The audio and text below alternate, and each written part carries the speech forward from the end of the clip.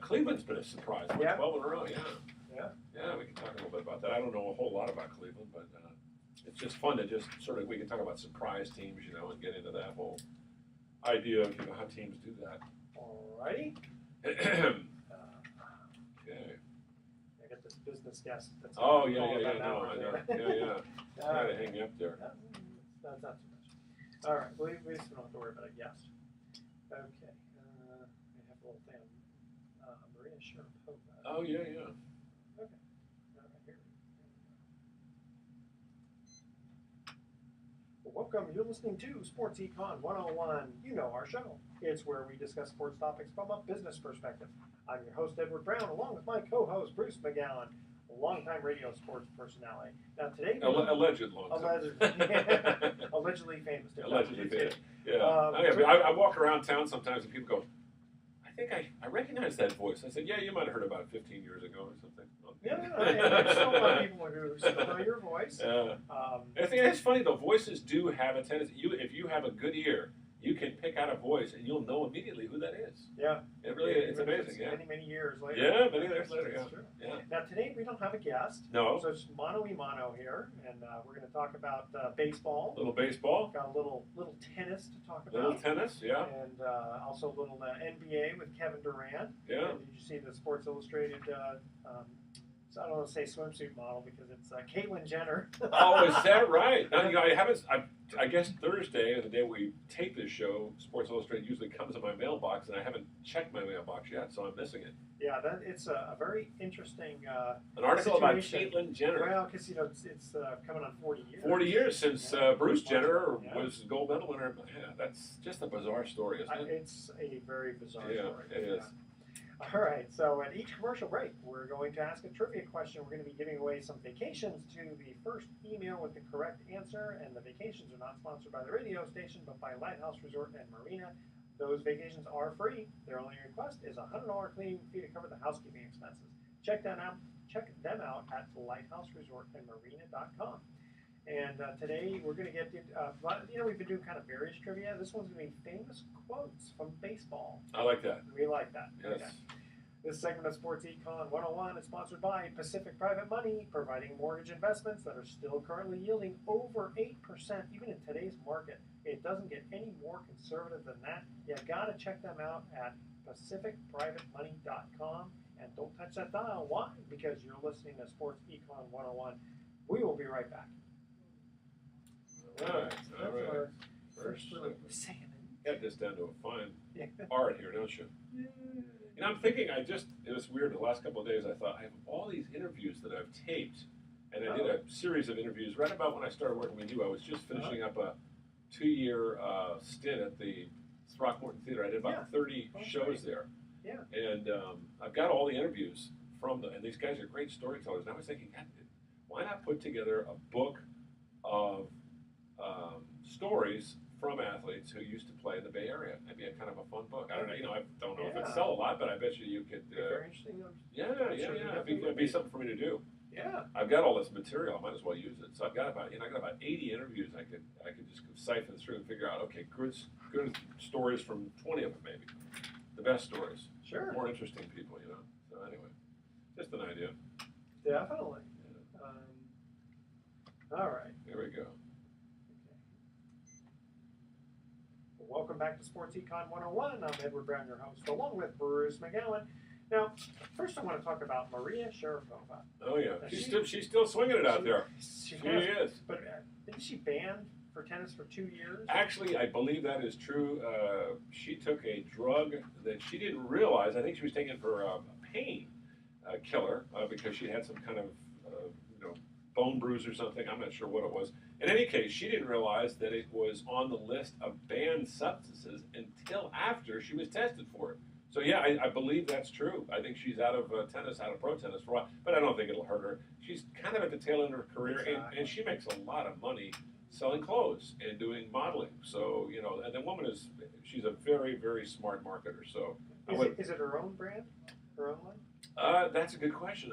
I believe it is. Okay, I believe it is. See, then she probably won't get hurt if she was representing Nike or something like that. They might take the sponsorship. I think she's got her own line of, and I'm not positive about that. That'd be an interesting topic. There are not that many athletes that have their own line of clothing. There's some that align themselves with big companies that do very well, but I can't think of any. Can you right off the top of your head that have marketed their own clothes and have been very successful doing it? I guess maybe there have been a few women athletes, but I can't think of any. And I guess Maria Sharapova, I believe, and don't quote me on this, but I believe she's doing that. Yeah. And she's just a very charismatic. I don't know if you've ever seen her being interviewed, but she's, in addition to being extremely, gorgeous, stunning-looking woman, she's extremely bright, a little full of herself. She's kind of a diva, but kind of. I mean, these. So is Serena Williams, for that matter. She's a little bit of a diva. I mean, I think a lot of pro athletes are that way. So, and especially the good-looking ones, and women's tennis is a very glamorous sport. It is based on a lot of that, sex appeal thing, like it or not. Maria Sharapova hooked into that at an early age when she was 18. Good looking, plays tennis well. Plays it very famous, well. Yeah. And has a lot of money. Yeah. That's a good combo. She may not be quite as good as Serena, but I mean, she's the next level down. That's not bad. Not bad at all. Yeah. So I was kind of thinking about stepping back for a minute, and whether or not she knew it was banned, or they say they know it was banned. The interesting thing is she's towards the tail end of her career anyway, as you mentioned, and so it kind of almost doesn't really matter. And she made a lot of money. Probably using I don't know how often she used it, or and again, I'm not sure if this was. She claims, from what I understand, that this was for an injury or a series of injuries she's had. That's always the reason. But I would think if this is a banned substance, that she's probably not been taking it before, because it would have turned up earlier and she would have gotten nailed before. I would think. But then again, who knows? Maybe it just became a banned substance. Yeah, I don't know how long she was actually taking it, because I think it was a couple. I think it was a couple weeks. Okay, but that's not a big deal, because I was thinking that even if let's say she let's pretend for just a minute that she knew it was banned. Right. It's still kind of worth it, right? I mean, if it's Well, going to make you better and you're going to make a lot of money, except with the public image. Well, look at Barry Bonds. Barry Bonds got away with using steroids for years, and the only thing that hurt is that he's not going to go to the Hall of Fame for a while. He'll go eventually, maybe not in my lifetime, but he'll go eventually. People will forgive him because they won't remember the people who put him in the Hall. Sure. But I mean, it made sense for him, and it was like he was 30. What was he? 37 when he started doing the steroids. Now, unlike Pete Rose, maybe not that he old. didn't get 34. a lifetime ban. No, well, by the time he got out of the Pete Rose, of course, got a lifetime ban for the gambling, and that was after his playing days were over. But I mean, Bonds, walked away from the game in a kind of an uncomfortable situation, and he'll never admit to the fact that what he did was illegal. Unless it's behind closed doors and nobody's writing anything on a piece of paper and quoting him. But I think he knows he did wrong. And in his mind, he probably figured, hey, everybody else is doing it. Why can't I do it? I've just got the best stuff. That's all. Which he did. He got the best stuff. Stan Conte, or not Stan Conte, Victor Conte, who I got to know quite well, actually. I worked with him briefly at Comcast Sportsnet in San Francisco. Interesting guy. And he said, yeah, I got the best stuff Barry could possibly have gotten. The best.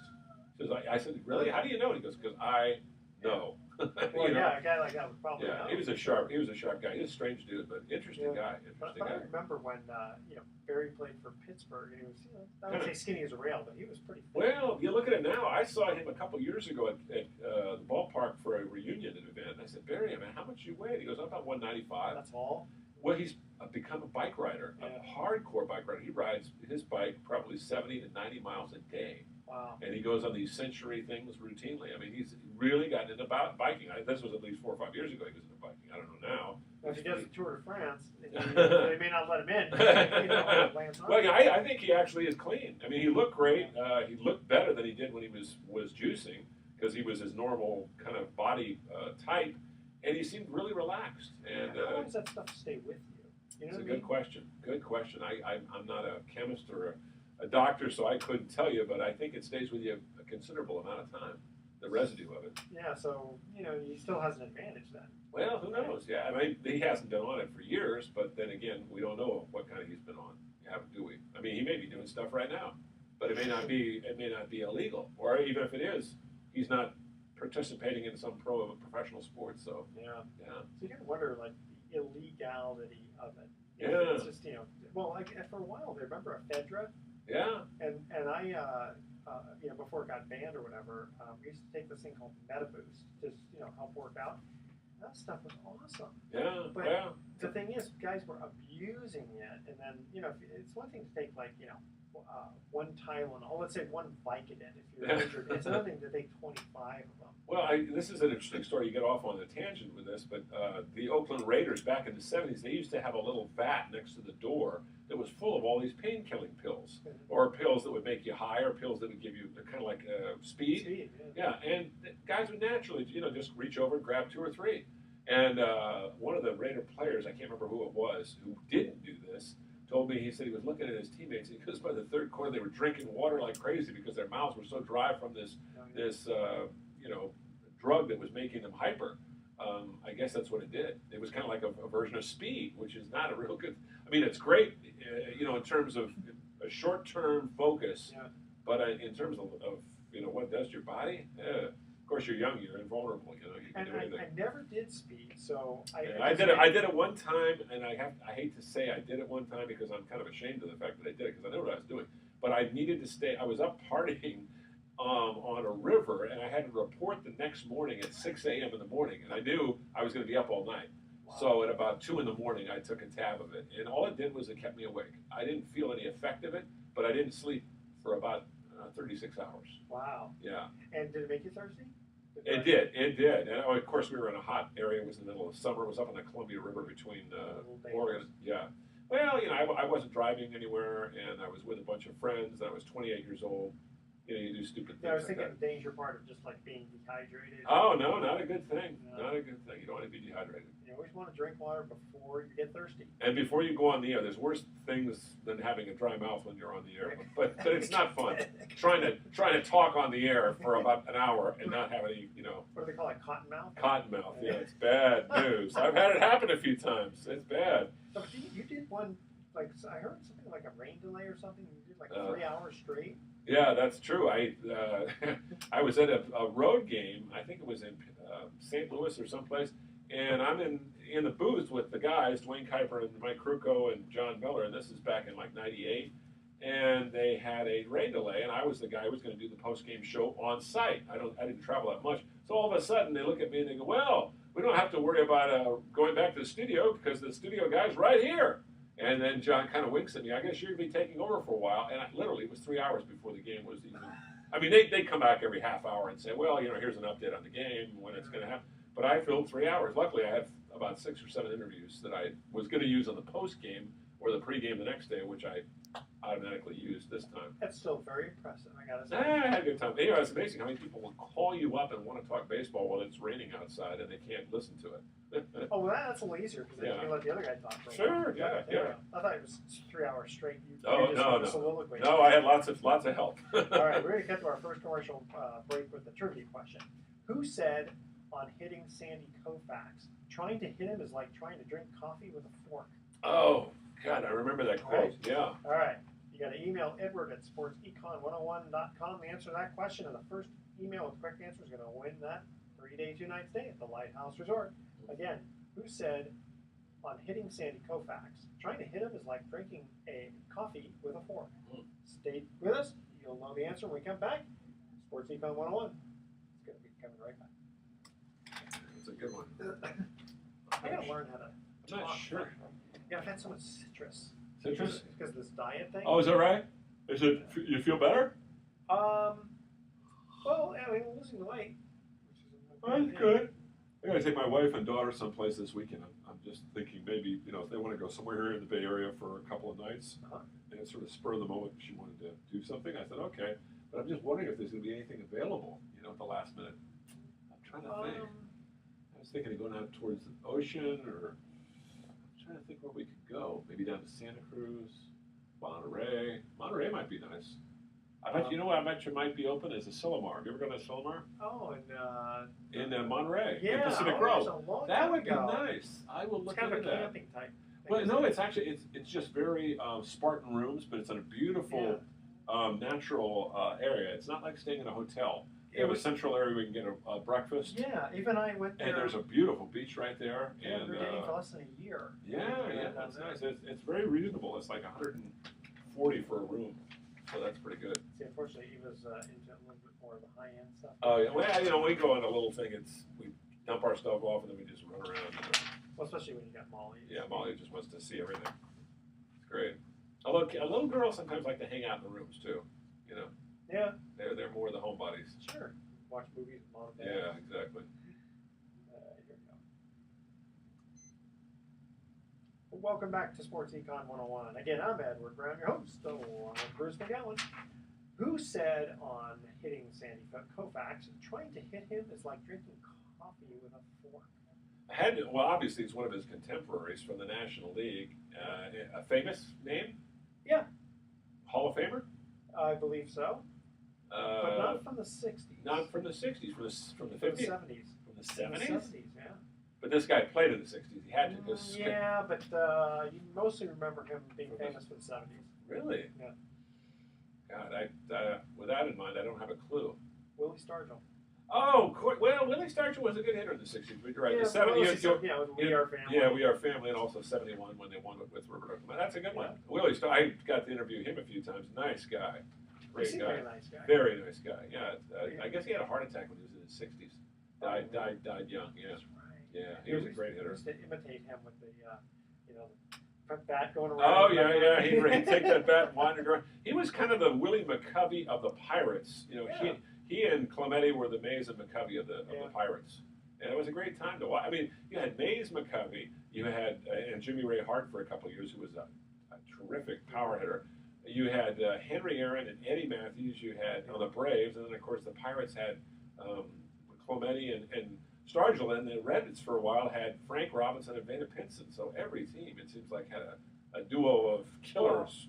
Killing Pinson, I would have thought, let's say, Brooks Robinson. Well, Brooks Robinson. Or Brooks Robinson. Well, yeah, Frank went to Baltimore after the '65 season, so that kind of split it up. I was thinking, But Vada Pinson, it's interesting. Vada Pinson, Frank Robinson, and Kurt Flood all played in the same outfield in high school at McClymonds High School in Oakland. How about that? It's like the Alou brothers. Yeah, and they only played in one game together. Really? Yeah, well, because Jesus joined the Giants in '63. I'm talking about when they were with the Giants. You're talking about the Alou brothers. Matty or Felipe left after '63. Jesus joined the Giants in '63, and then Matty was there for 4 or 5 years in the early '60s. Then the Giants traded Matty away to Pittsburgh, and a guy named Harry Walker got a hold of him, changed his batting style, and he went from being a 280 lifetime hitter to being a 330 lifetime hitter. Matty, not lifetime, but I mean for 4 or 5 years. Oh, okay. He hit 352 in 1966 after the Giants traded him to Pittsburgh for a left-handed journeyman pitcher by the name of Joe Gibbon. And it was all the Giants fans said, oh my God. And I kept saying, hey, even I knew, I was only 14. Harry Walker was the hitting coach and manager of the Pittsburgh Pirates, and he changed his batting style. He wouldn't have gotten that kind of counsel with the Giants. So it didn't matter. That's amazing. Yeah.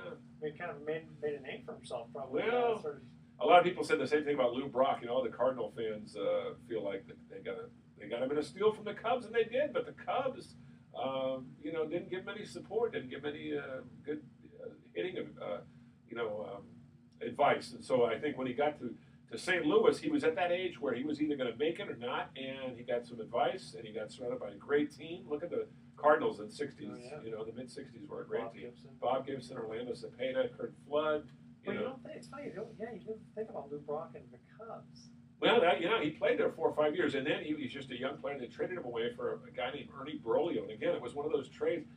I know all fans who are older, like ourselves, remember trades that they just, how could they do that? Yeah. Like the Giants trading Orlando Cepeda away when he was 29 years old because he'd had an off-season knee surgery the year before and hardly played, for a pitcher by the name of Ray Sadecki. Oh, I remember it. Ray Sadecki, what did he ever do? He won like 25 games in 3 years for the Giants. Orlando Cepeda won the MVP award, and led the Cardinals to the World Series. Well, the Giants were notorious for giving away good players and then getting older players. Yeah, well, but they did. All teams catch lightning in a bottle sometimes with trades. I remember the Giants traded for a guy named Harvey Keene, who later became a manager, and he was a very good hitter in the American League.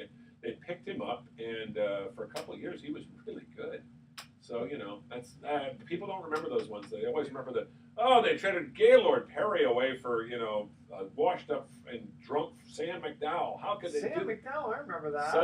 Son Sam came to San Francisco, and 72 for Gaylord Perry. The Giants said Gaylord was too old. Sam was a big, hard-throwing left-hander, tall guy, but he had a drinking problem. And he got hurt, and he never was the same. You know? I remember that because I remember calling in on a radio show talking to Sam McDowell and Ken Henderson. Really? Yeah. On KSFO, probably. Probably it was KSFO. Just one of those you happened to get in. No, you probably were talking. I bet you it was the Ask Chub Feeney show. Chub used to come on there, the general manager of the Giants. He was the owner's son-in-law, Horace Stone's son-in-law. And Chub used to do a regular show, and he'd bring players on with him. Yeah. So that probably was what you were doing. You know? And I remember because Sam came from the Reds, I think, didn't he? Who's that now? Sam McDowell came from the Reds. No, he came from the Cleveland Indians. Speaking of which, how about the Cleveland Indians? What they've been doing lately? Yeah. You get LeBron and the Cavaliers. Yeah, Cleveland is the center of the sports universe right now. The Cavaliers win the NBA title, and then now the Reds, or I should say the Indians, won 12 in a row last we saw. In another 75 years, the Browns will finally win something again. God, that's a sorry franchise. I don't know that much about their front office, but I hear that it's awful. It's dysfunctional. It's beyond dysfunctional.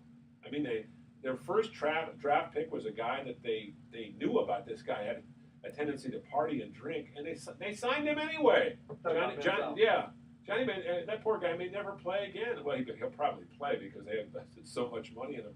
But how could they be so dense as to not see that? Maybe they didn't want to see it.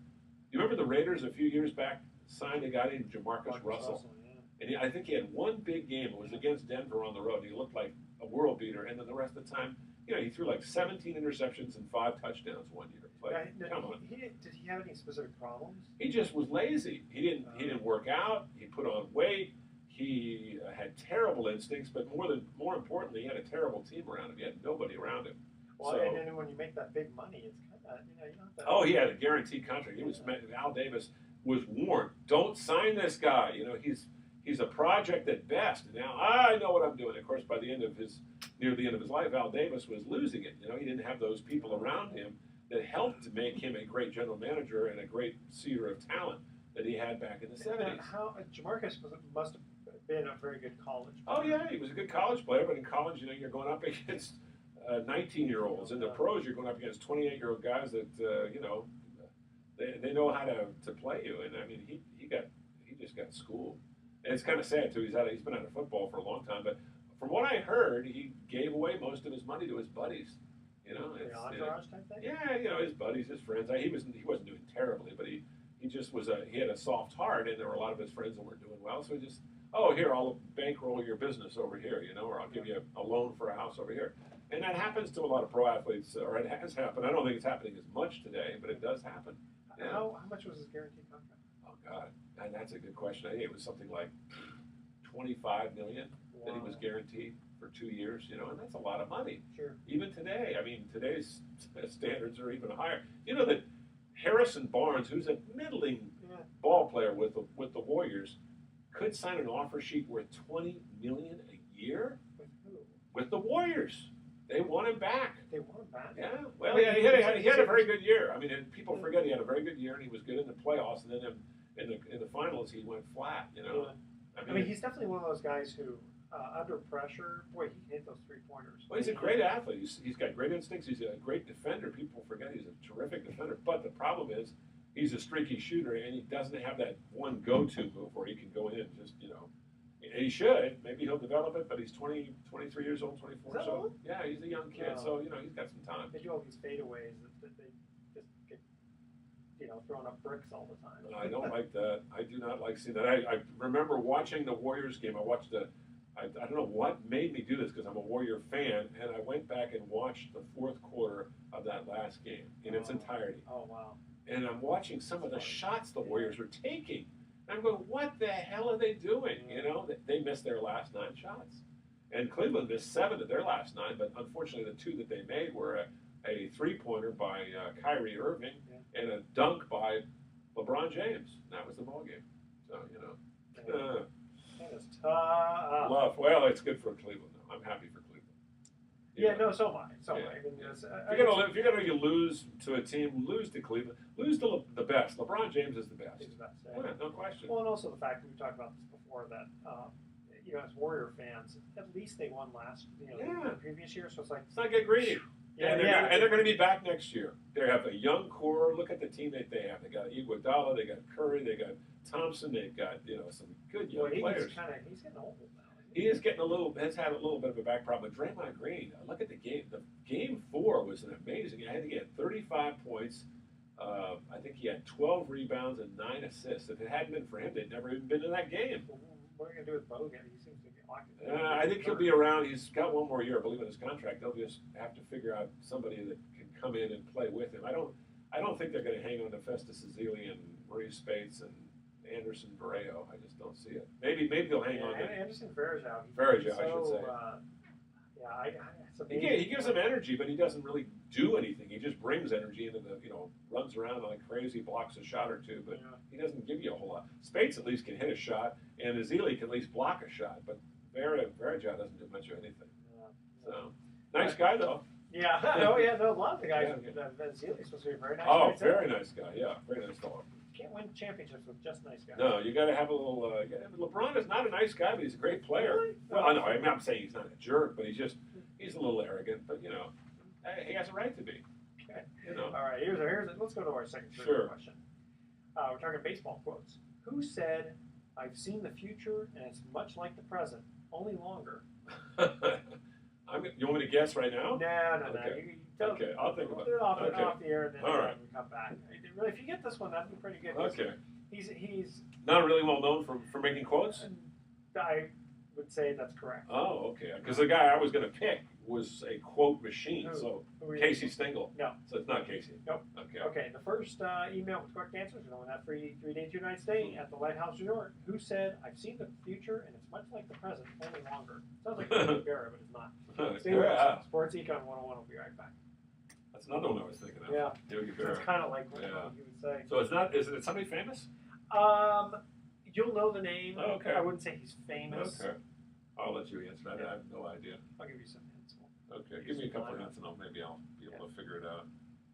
It's fun when we just do it too. It is. We kind of bounce around, do all sorts of stuff. You should talk about Kevin Durant here. Yeah, that's what I was going to say. That'd be good. Yeah. I guess the Warriors are meeting with him tomorrow.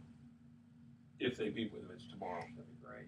God, I would love to sign. The only problem is if you sign him, how many players would you have to get rid of? They probably would get rid of Varejao, Ezeli, probably Barbosa, and probably I like Barbosa too. Yeah. They wouldn't get rid of Sean Livingston. I like him. He's been solid. Yeah, he comes off the bench and gives you a spark. Although he didn't do anything in the fourth game, he went 0 for 4. Yeah. He was missing easy shots. They were all missing easy shots. That's what you think about it. As badly as they played, all they had to do was hit 2 shots, and they would have won the world championship. That drove me crazy. Oh well. That's true. Don't tell me that. No, I know. I get mad about it. I do. I shouldn't be, but I get mad. I remember walking out of that arena just stunned. I was like, I didn't have to go to the post game, so I did. I didn't want to see LeBron splattering champagne on people. They had me interview Kyrie Irving. Oh, we won! Fuck you. Yeah, well, Kyrie's are easy on him. Yeah, he's a real good guy. He's a good guy. That was a great shot he hit. That was just a dagger. When it went into the crowd, we just went, like that. I would love to get someone like Kyrie. Yeah. All right, ready? Yeah. Welcome back to Sports Econ 101. One more time, I'm Edward Brown, your host, along with Bruce McGowan. Second trivia question. We keep you in suspense on this one. What baseball player said, "I've seen the future, and it's much like the present, only longer"? I've heard that quote, and I mentioned Casey Stengel. It's not Casey Stengel, not Yogi Berra. That's two great. It's someone who's later. I'd say you think about him in the 1980s. Pitcher? Yes. American League? I believe so. Okay. I'm trying to remember what team he played for. Hall of Famer? No, I don't think so. Okay. I mean, he could be, but if he is, All-Star? Once in a while? Yeah, probably. Yeah. Okay. Well, go ahead. You name him. Okay, I'll give you another hint. If I remember correctly, I think it was a sinker ball pitcher. Sinker ball pitcher. Greg Minton? He had a great sinker ball. I'm sorry, did I say sinker ball? Yeah. I'm sorry. I meant submarine. Submarine. Oh, Kent Jacoby. No, he played for Pittsburgh. Pittsburgh. The only submarine guys I can remember: Ted Abernathy, Kent Jacoby. I think he played for the Royals. Oh, Quisenberry. Yeah, Dan Quisenberry. Quisenberry, who died of brain cancer.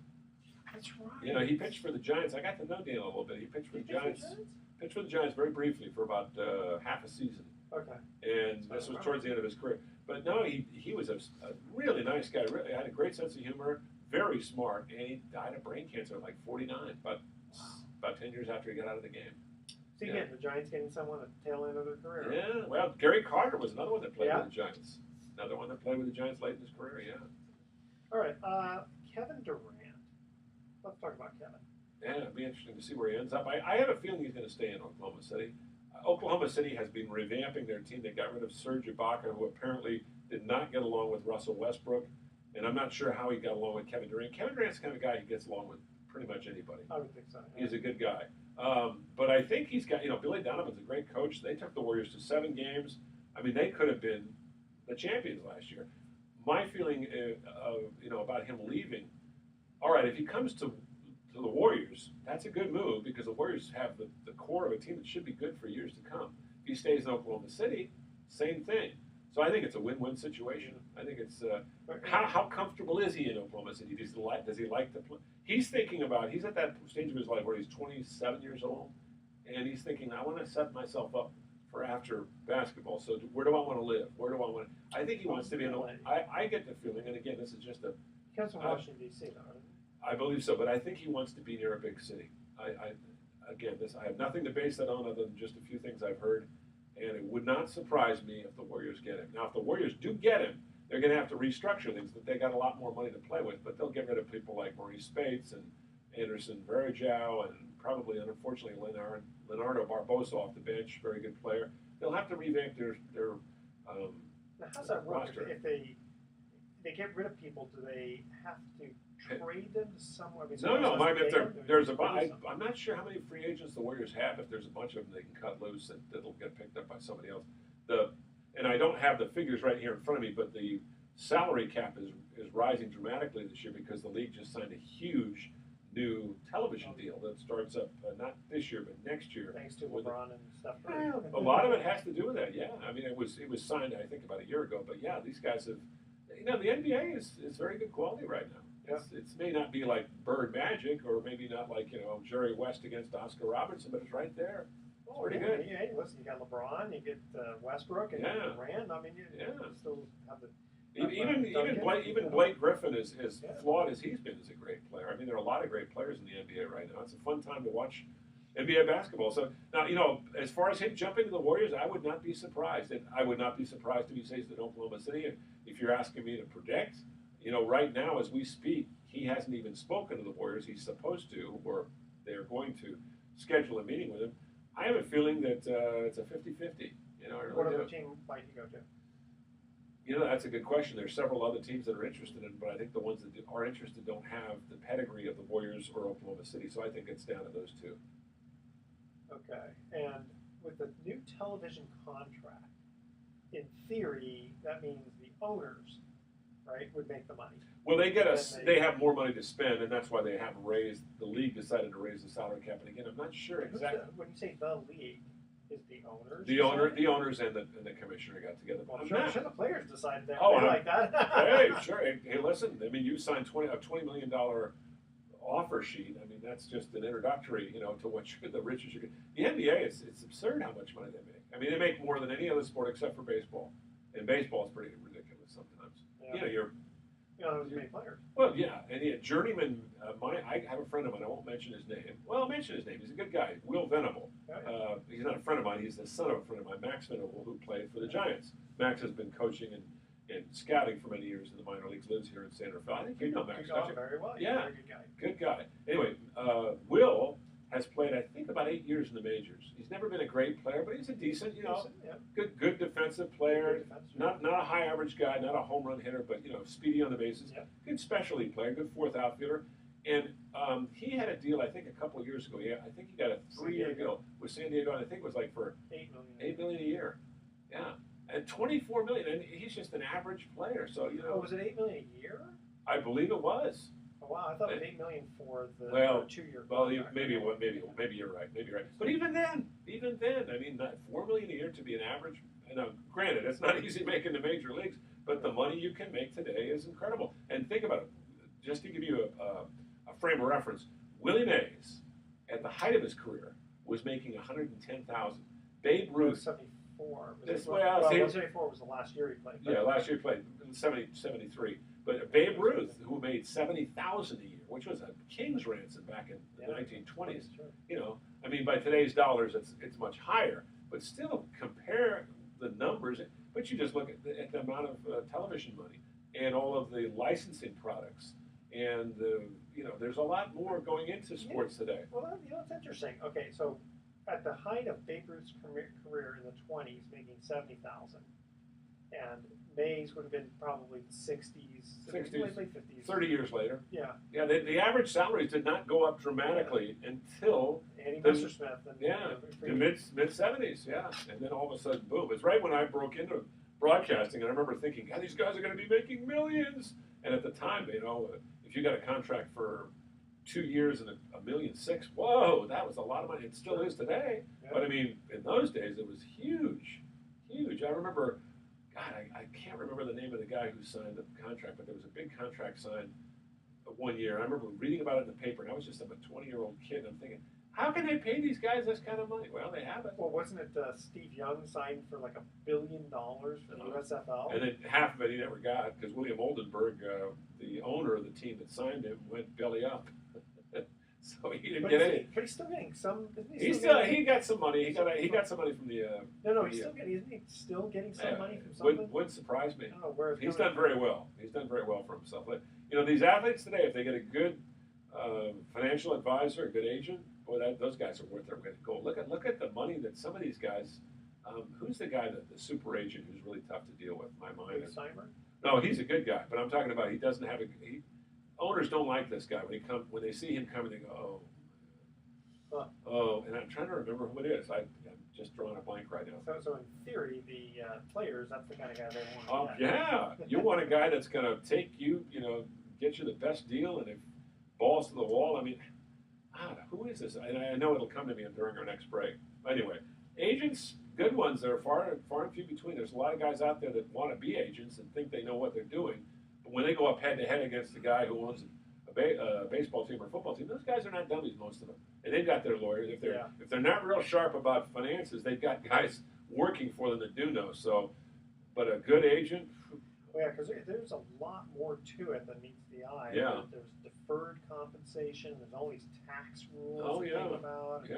I mean, you got to be a really good agent to know all of that stuff. Yeah. You can't just be It's a big business nowadays. I mean, you get into pro sports and you're a top name athlete. Look at the money LeBron makes. He makes probably half his salary from the NBA. The other half he makes probably from endorsements. Yeah. And he picks and I have to say, you don't see LeBron in many commercials. You know what's interesting about him though? He is a very good actor and a good comic actor. What was the movie? He was in a movie recently, and I can't remember the name of the movie. He played himself, and he was very funny. He was very natural. I was like, wow. Well, it's like I like the commercials with Blake Griffin. Oh yeah, he's very good. He's very good. Yeah. Some guys surprise you. Some guys like Blake Griffin. I never thought would have been the kind of a guy who would have been. But he's in Hollywood, and he has an outgoing personality. He's a smart guy, so knew what he was doing.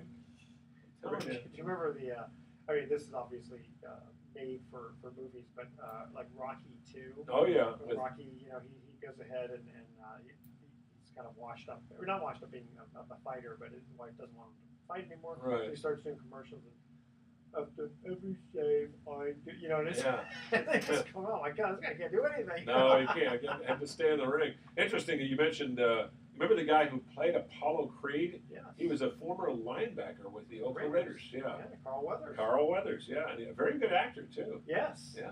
Yeah, he had a good fighter's body. Yes, he was built like an Adonis. And it was an interesting story.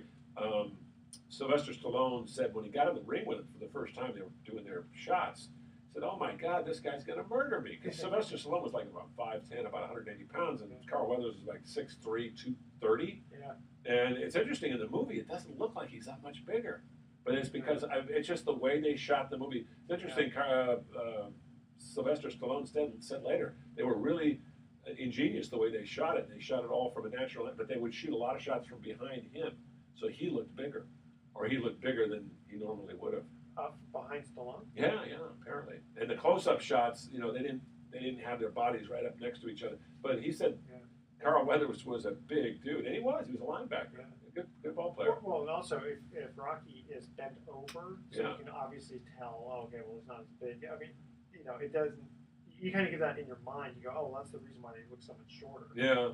That is a fun movie. I have to say, I don't know if a lot of our listeners know this, but Sylvester Stallone was a struggling actor. He was 30 years old, and he took all of the money he owned or had, I think it was $500,000, and put it all into that movie. It was a hit or miss. It was all or nothing. It was an Academy Award. Yeah, it's still a great movie today. And you watch that movie, no great special effects or anything. It's done on a bare budget, but it's got Burgess Meredith was terrific. Talia Shire was terrific.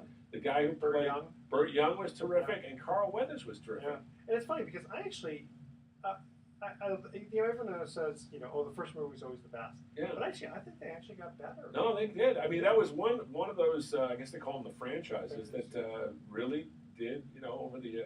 It's like The Godfather 2 was actually better than Godfather 1. And then the new movie that Stallone did, where he comes back and trains the young fighter. Yeah, that was good. Very good. And the young fighter he trained, I guess, was a guy who had played in a very controversial movie about a shooting on BART here in San Francisco. You remember Fruitvale Station? Yeah. Yeah, the guy that played the lead role in that was actually the boxer. Right.